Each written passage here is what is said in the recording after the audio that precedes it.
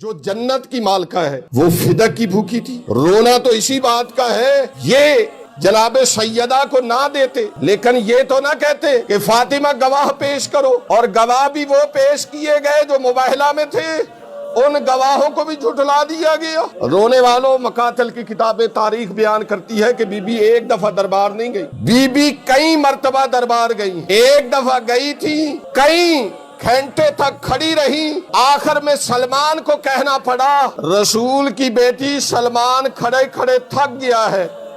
آپ سوچیں، سلمان مرد ہے جو 4 گھنٹے کھڑا رہنے کے بعد تھک گیا ہے، جو بابا کے آنے پہ جب بھی آتی تھی بابا اپنی مسند پہ بٹھاتے تھے، اس کی کیا حالت ہوئی ہوگی. آخر میں جب آخری دفعہ گئیں، ایک تاریخ کے مطابق کہ بی بی کو لکھ کے دیا گیا، بی بی مسجد سے نکلی، ایک آدمی سامنے سے آیا، جس کو پتا چلا اس نے کہا تمہیں لکھ کے دے دیا گیا ہے. اس نے کہا یہ کاغذ مجھے دیں. جناب سیدہ نے کہا نہیں دوں گی. اس نے آگے ہاتھ بڑھایا، سیدہ نے کاغذ کو اپنی طرف کھینچا.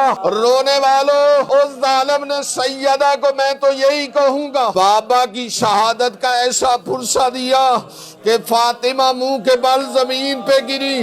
آخر میں وہ ظالم ظلم کرتا رہا، سیدہ سے وہ لکھی ہوئی سند چھین کے پھاڑ دی.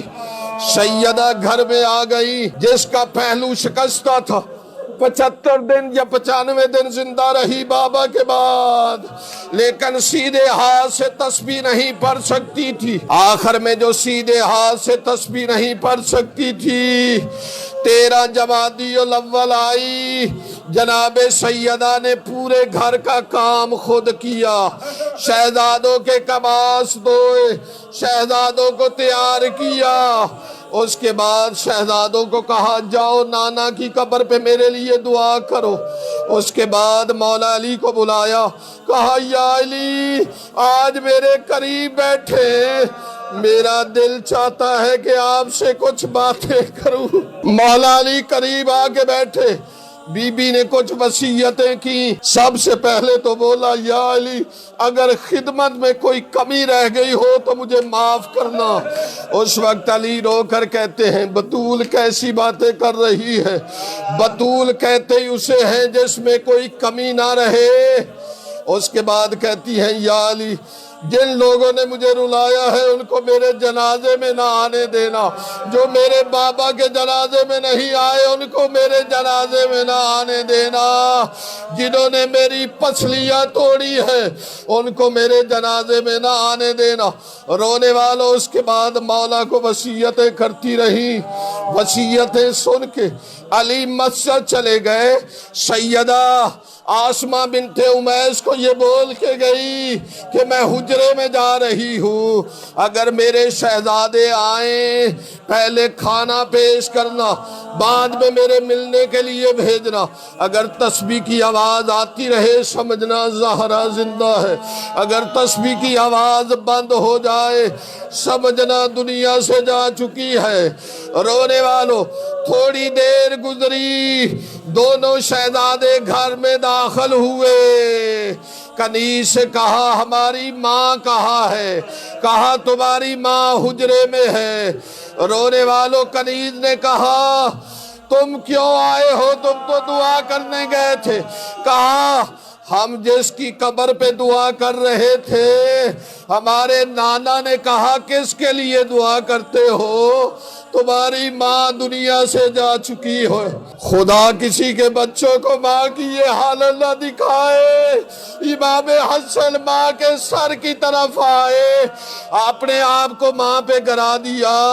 کہا مادر گرامی حسن تیرے بغیر زندہ نہیں رہ سکتا. حسین قدموں کی طرف بڑھے، ماں کے قدموں کو پکڑ لیا. کہا اماں میں کربلا کا غریب حسین ہوں. رونے والوں، آخر میں مولا کو حکم ہوا، مولا نے دونوں شہزادوں کو جدا کیا. علی غسل دینے لگے.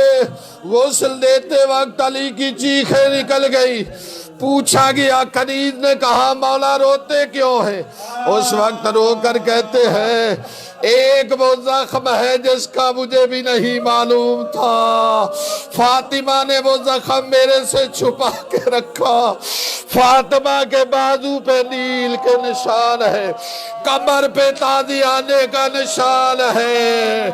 रोने वालों, अली ने गुस्ल दिया, कफन पहनवाया।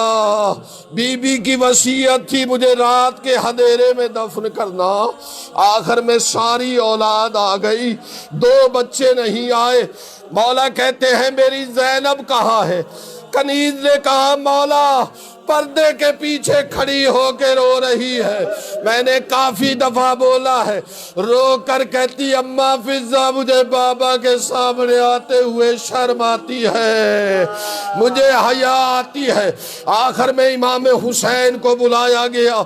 इमाम हुसैन ने कहा मेरी माँ फख्र मरियम है, मैं फख्र ईसा हूँ, जब तक माँ नहीं बुलाएगी मैं नहीं आऊंगी। रोने वालों बंद कफन के टूट गए। आवाज आई आओ मेरा करबला का गरीब बेटा, आओ मेरा भूखा प्यासा बेटा। आखिर में जनाजा उठाया गया। बस आखिरी जुमला, ये जनाबे सैयदा की मजलूमियत है। रात के अंधेरे में जनाजा उठाया, 40 कब्रें अली ने बुलाई, 40 कब्रें बना के निशान मटा दिए। ये मजलूमियत सैयदा है। जैसे ही जनाजा उठा के चले, अली ने एक साया देखा, कहा बेटा हसन तेरी माँ के ताबूत के नीचे कौन चलता आ रहा है? इमाम हसन ने कहा मेरी बहन ज़ैनब है। रोने वालों, मौला ने कहा ताबूत नीचे रखो, पहले बहन को घर छोड़ के आओ।